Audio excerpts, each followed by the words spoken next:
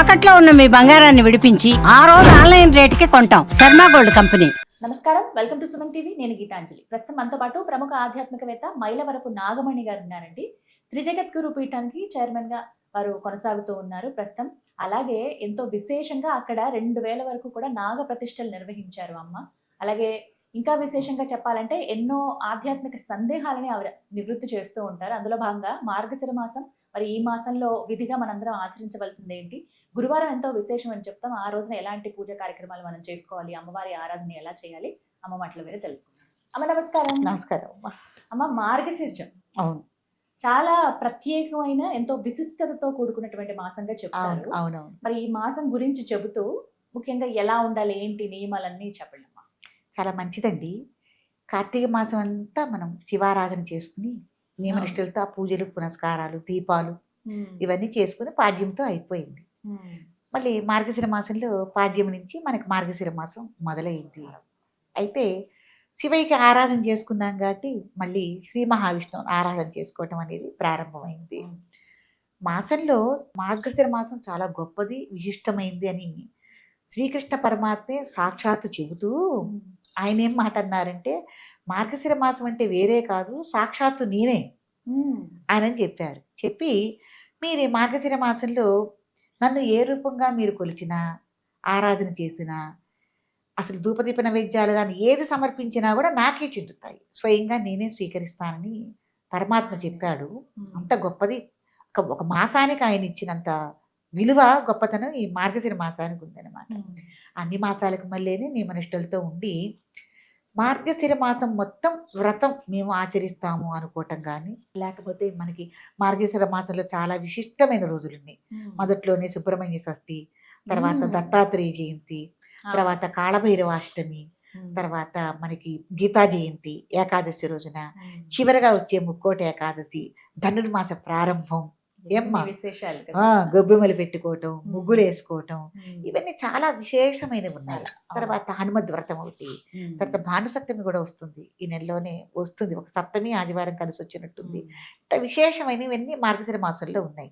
కాబట్టి ఆధ్యాత్మిక చింతనతో ఉండి ప్రతి నెల విశేషమైందైనా కూడా ఏ నెలకు ఆ నెలకి ఏమేమి విశేషాలు ఉన్నాయని ముందుగానే మనం నోట్ చేసుకుని మనకి ఏది అవసరం, ఏ రోజున ఎవరిని కొలిస్తే మనకి ఏది మనకి కావాలి. ఇప్పుడు కాళభైరవ అష్టమి ఉందమ్మా, ఏదైనా భూత పేత పిచాచి బాధలు కానీ ప్రయోగ బాధలు కానీ ఏదన్నా అనుభవిస్తున్నారు, లేకపోతే కొద్దిగా ఏదన్నా పిచ్చి ఆసుపత్రిలో చేరి వీళ్ళకి మెంటల్ కండిషన్ బాగోలేదు, లేకపోతే మానసిక పరిస్థితి బాగోలేదు, వీళ్ళకి మానసికంగా కుంగిపోతున్నారు అనుకున్న వాళ్ళకి ఎప్పుడు ఆరాధన చేయాలి, కాళభైరవ అష్టమి రోజున చేసుకోవాలి. ఆరోగ్య పరిస్థితులు బాగుండాలి, లేకపోతే చర్మ వ్యాధి సమస్యలు కానీ ఏమన్నా ఉన్నాయి అనుకున్న వాళ్ళు భానుసప్తమి రోజున సూర్యారాధన చేసుకోవటం వల్ల మనకి ఆరోగ్య సమస్యలు ఏమన్నా ఉంటే, అనారోగ్య సమస్యలు ఉంటే తీరా ఆరోగ్యం చేకూరుతుంది. భానుసప్తమి మనం అలా కూర్చుకోవాలి. హనుమద్ వ్రతం హనుమంతుడికి ఇష్టమైన రోజు కాబట్టి ఆ రోజున ప్రత్యేకంగా హనుమంతుడికి ఒక వ్రత విధానం అనేది ఉంది.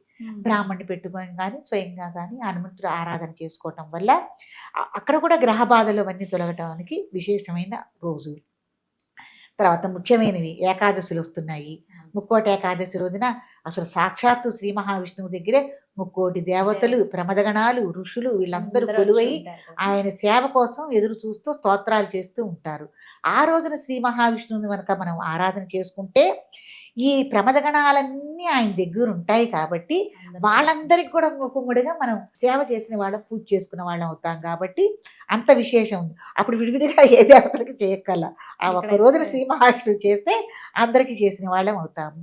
అట్లాగే ముందు మనకి శుద్ధ ఏకాదశి వచ్చింది కదా, గీతా జయంతి, శ్రీకృష్ణ వారు మనకి గీతని ఉపదేశించిన రోజు అని అంటారు. కానీ గీత ఉపదేశం యుద్ధంలో జరిగినా కూడా ఇప్పుడు మనకి ఒక వార్త ఉందమ్మా, ఒక వార్త ఎక్కడో ఒక సన్నివేశం జరిగింది, అది మనకి జనంలోకి రావాలంటే ఒక 2 రోజులు పట్టచ్చు, 3 రోజులు పట్టచ్చు.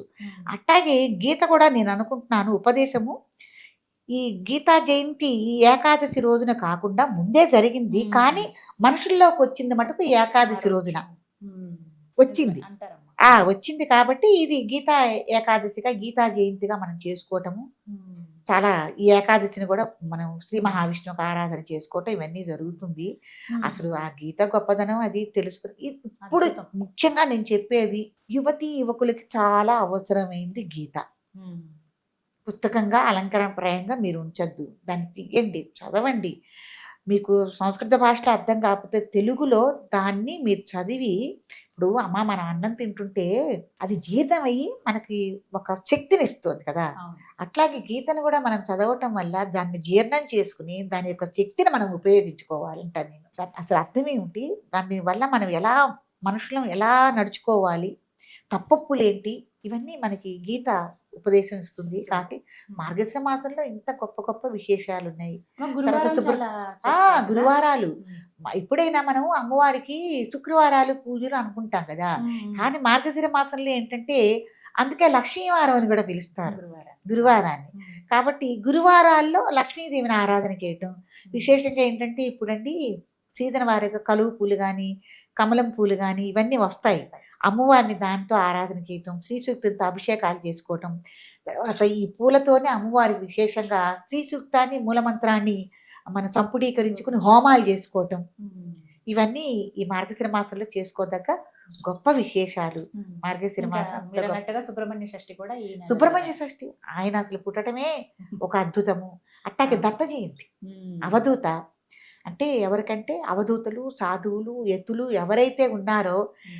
అంటే మంత్రశాస్త్రంలో గానీ, ఒక ఆధ్యాత్మ చింతనలో గానీ ఉన్నవాళ్ళు ఇంకా మేము ఏదన్నా సాధించుకోవాలి, సాధనా మార్గంలో వెళ్ళాలి, ఇంకా మేము ఆధ్యాత్మిక చింతనలో వెళ్ళాలనుకున్న వాళ్ళకి దత్త జయంతి అంటే కోర్ల పౌర్ణమి ఉమ్. చాలా అద్భుతమైన నక్షత్రాలు గొప్ప గొప్పవున్నాయి. సాధకులందరికీ దత్తాత్రేయ జయంతి, అద్భుతమైన. కోర్ల పౌర్ణమి అంటారు, కుక్కల పండగ అంటారు, రకరకాలుగా పిలుస్తారు దీన్ని. ఉమ్. ఈ మార్గశిర మాసంలో ఇవన్నీ ఉన్నాయమ్మా. ఉమ్. చాలా సంతోషం అమ్మ. చాలా చక్కగా వివరించారు ఏంటి ఎలా అన్ని సిద్ధపరచుకోవాలి, వేటికి సిద్ధంగా ఉండాలి, ఎవరెవరు ఏ పండుగలు అవును, జరుపుకోవచ్చు. అంటే మనకి ఏ పరిస్థితులకు అనుగుణంగా చేసేసుకోండి. చేసి. మాకు అప్పుడు కుదిరింది ఇప్పుడు కుదిరింది కాకుండా మీరు ఏం బాధలు పడుతున్నారు, మీకు ఇప్పుడు ఒక జ్వరం వచ్చింది, ఆ జ్వరంలోనే మలేరియా ఉంది, చలి జ్వరం ఉంది, రకరకాలు ఉంది, దానికి తగ్గ టాబ్లెట్ వేసుకుంటున్నాం. ఈ అంతేగా. మన ఆధ్యాత్మిక చింతనలో కూడా దైవారాధనలో కూడా మనకేం కావాలి అన్నది ఆలోచన చేసుకుని మీరు ముందే నోట్ చేసుకుని దానికి కావాల్సినవన్నీ సిద్ధం చేసుకుని ఆ పూజాది కార్యక్రమాలు చేసుకోవటం ఎంతో ఉత్తమోత్తమం. చాలా చక్కగా చెప్పారమ్మా. ధన్యవాదాలు.